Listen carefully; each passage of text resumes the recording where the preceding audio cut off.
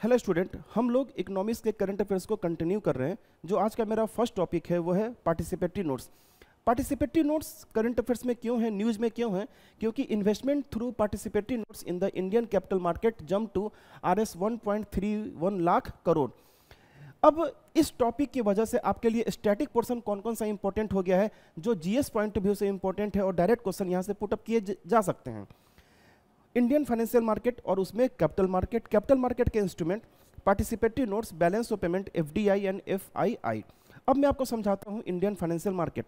Indian financial market एक place है जहां पे इन्वेस्टर्स और बोरोवर्स आपस में मिलते हैं, और इन्वेस्टर्स फंडिंग करते हैं, मतलब वो कर्ज देते हैं, और जो बोरोवर्स रहते हैं वो कर्ज लेते हैं। लेकिन इंडियन फाइनेंशियल मार्केट का एक उसूल है, यहाँ पे जुबान की कोई कीमत नहीं होती है।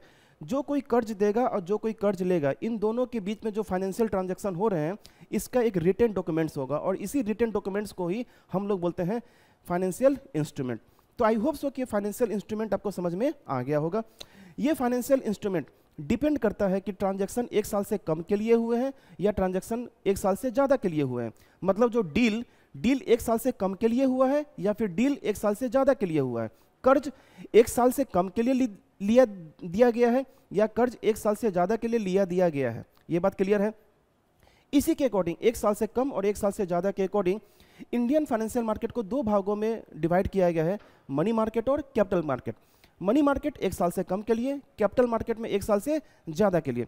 मनी मार्केट के अपने कुछ अलग इंस्ट्रूमेंट है और कैपिटल मार्केट के अपने कुछ अलग इंस्ट्रूमेंट है। अगर हम बात करेंगे money market, call money, term money, notice money, cash management bill, treasury bill, these are the instrument of the money market.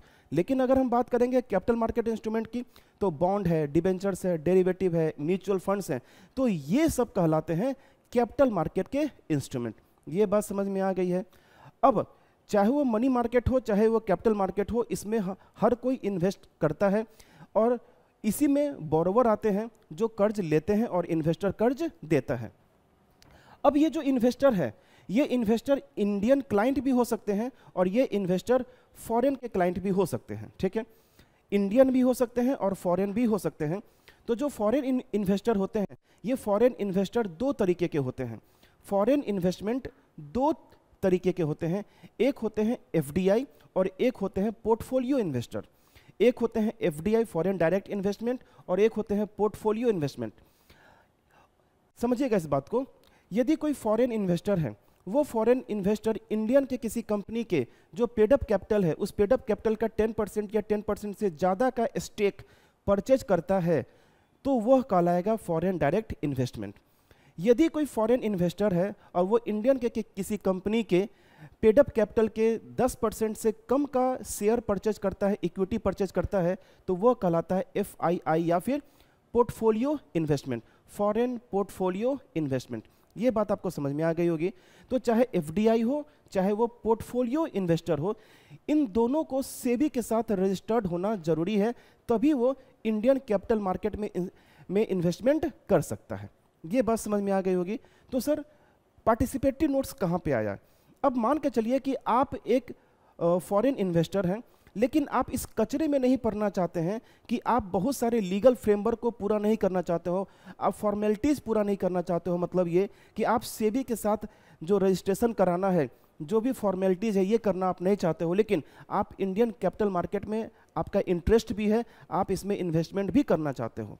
तो आपके पास एक जरिया है पोर्टफोलियो पार्टिसिपेटरी नोट्स। तो ये जो पार्टिसिपेटरी नोट्स है, इस पार्टिसिपेटरी नोट्स के जरिए आप इंडियन कैपिटल मार्केट में इन्वेस्ट कर सकते हो बिना सेबी के साथ रजिस्टर्ड हुए। तो कैसे है, इस बात को समझिएगा। जो पोर्टफोलियो इन्वेस्टर है वो सेबी के साथ रजिस्टर्ड है, और आप रजिस्टर्ड होंगे किसके साथ? पोर्टफोलियो के साथ। आपको डायरेक्ट सेबी के साथ रजिस्टर्ड नहीं होना है, आपको रजिस्टर्ड होना है किसके साथ? पोर्टफोलियो इन्वेस्टर के साथ। क्लियर है? और पोर्टफोलियो इन्वेस्टर्स भी फॉरेन हैं और आप भी क्या हैं? फॉरेन इन्वेस्टर हैं। तो वो जो पोर्टफोलियो इन्वेस्टर है, वो आपको एक रिटन डॉक्यूमेंट्स देगा, उसी रिटन डॉक्यूमेंट्स को बोलते हैं पार्टिसिपेटरी नोट्स। और इस पार्टिसिपेटरी नोट्स के जरिए आप इंडियन कैपिटल मार्केट में इन्वेस्टमेंट कर सकते हो। ये बात समझ में आ गई। तो ये जो पार्टिसिपेटरी नोट्स हैं, ये पार्टिसिपेटरी नोट्स में कई सारे फाइनेंशियल इंस्ट्रूमेंट इसमें शामिल होते हैं, तो एक बिल्कुल सिक्योर है, आप इसमें इन्वेस्टमेंट कर सकते हो। तो आई होप सो कि पार्टिसिपेटरी नोट्स आपको समझ में आ गया होगा। इन शॉर्ट में अगर आपको एक बात बताऊं तो पार्टिसिपेटरी नोट्स में आप इंडियन कैपिटल मार्केट में इन्वेस्टमेंट तो करते हो, लेकिन बिना सेबी से रजिस्टर्ड किए हुए। आपके बदले कौन कर रहा है? पोर्टफोलियो इन्वेस्टर कर रहा है। ये बात समझ में आ गया होगा। So what are the participatory notes? तो पार्टिसिपेटरी नोट्स के बारे में कुछ बातें मैं लिखा हूं। Participatory notes are offshore derivative instrument that allow foreign investor to invest in Indian securities without undergoing the regulatory procedure required for direct investment in India. आप direct investment ना करके आप इतने सारे जो formalities है ये पूरा नहीं आपको करना है, तो आपके पास एक ऑप्शन है participatory notes का, ठीक है। Participatory notes are the type of contract between the foreign investors and registered foreign institutional investor. आप दोनों विदेशी हो, दोनों के बीच में कॉन्ट्रैक्ट हुआ है, आपके बदले वो इन्वेस्टमेंट कर रहा है और वो आपको पार्टिसिपेटरी नोट्स इशू कर रहा है। तो आई होप सो कि ये बात समझ में आ गया होगा। सो ये करंट अफेयर्स था हमारा। पार्टिसिपेटरी नोट्स के थ्रू इंडियन कैपिटल मार्केट में इन्वेस्टमेंट राइज हो रहा है। Startup ranking, state startup ranking, ये हमारा सेकंड करंट अफेयर्स है इकोनॉमिक्स में। इस स्टार्टअप की वजह से जो हमारे पास न्यूज़ है, वो न्यूज़ जो जीएस का स्टैटिक पोर्शन है वो है स्टार्टअप और यूनिकॉर्न।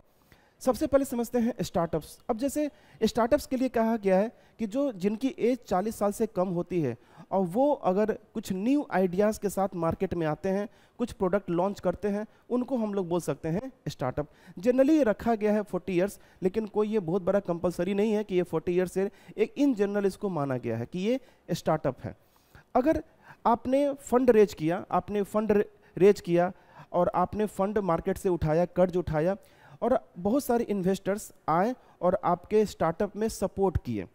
सपोर्ट करते करते यदि आपके आपका जो टोटल इक्विटी हुई, जो टोटल फंडिंग हुआ, वो अगर $1 बिलियन हुआ, $1 बिलियन, तो उस कंपनी को कहा जाएगा unicorn.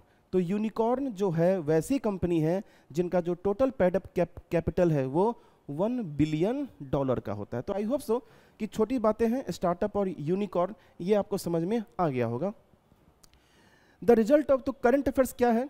The result of 4th edition of ranking of state and support of startup ecosystem were released by ministry of commerce and industry.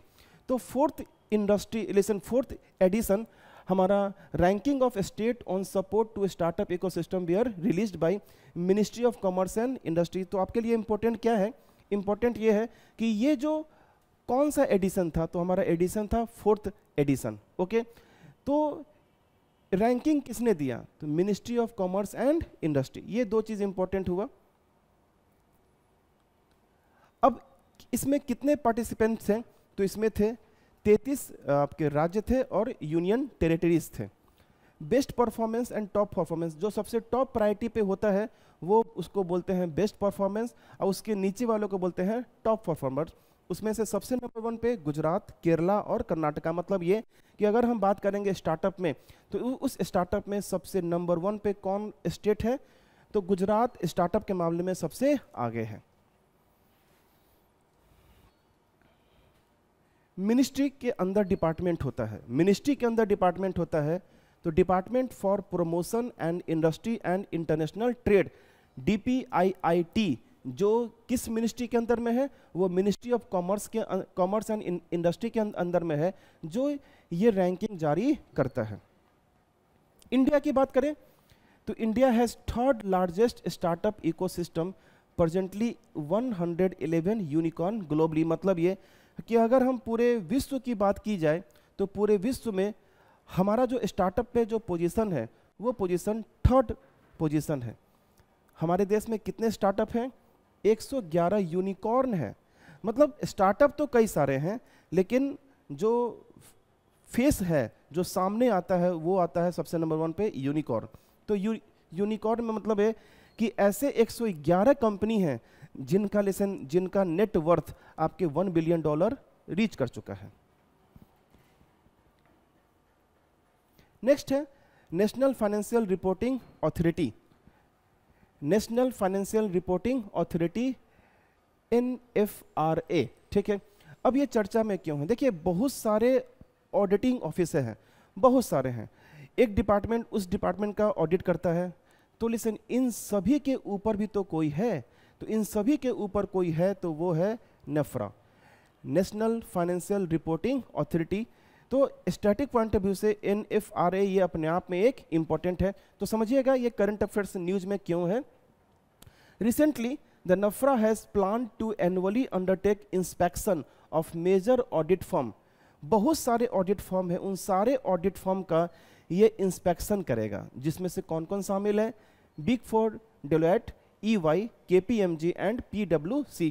तो इन सारे जो ऑडिट फर्म है, इन सारे ऑडिट फर्म का इंस्पेक्शन करेगा कौन? NFRA करेगा। About national financial reporting authority, इसके बारे में जरा जानते हैं। तो यह एक हमारा स्टैट्यूटरी बॉडी है, constituted under the section 132 of the Companies Act 2013. It is established as an independent authority to regulate the auditing profession and accounting standard in India. Head office important है, हेड ऑफिस कहां पर है इसका? New Delhi में है।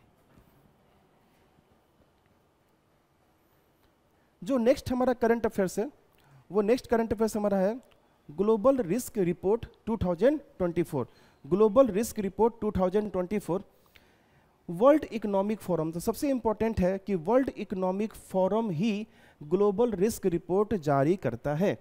World economic forum WEF released the global risk report 2024, highlighting some of the most severe risk we may face over the next decade. इन्होंने एक report जारी किया और जिसमें यह बताया कि कहां कहां पे कौन कौन से सेक्टर की वजह से रिस्क ज्यादा है। ओके, तो व्हाट इज ग्लोबल रिस्क? तो ग्लोबल रिस्क हम लोग कहते हैं किसको है? तो global risk is defined as the possibility of the occurrence of an event और condition which if it occur would negatively impact the significant proportion of the global gross domestic product, population और natural resources। मतलब कुल मिला के इसके कई सारे component होंगे और इस कई सारे कंपोनेंट अगर हावी होंगे तो यह हम सब के लिए रिस्की होगा। तो यही है हमारा ग्लोबल रिस्क रिपोर्ट।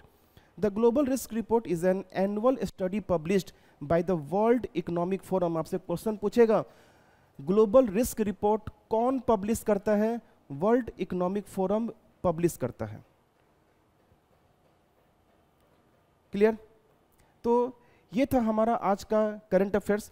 हम लोग नेक्स्ट सेशन में मिलेंगे करंट अफेयर्स इकोनॉमिक्स का, साथ ही साथ इसके साथ साथ आपको साइंस एंड टेक, पॉलिटी, आपको हर चीज़ के करंट अफेयर्स मिलेंगे, स्पेसिफिक करंट अफेयर्स आपको मिलेंगे। Okay, thank you.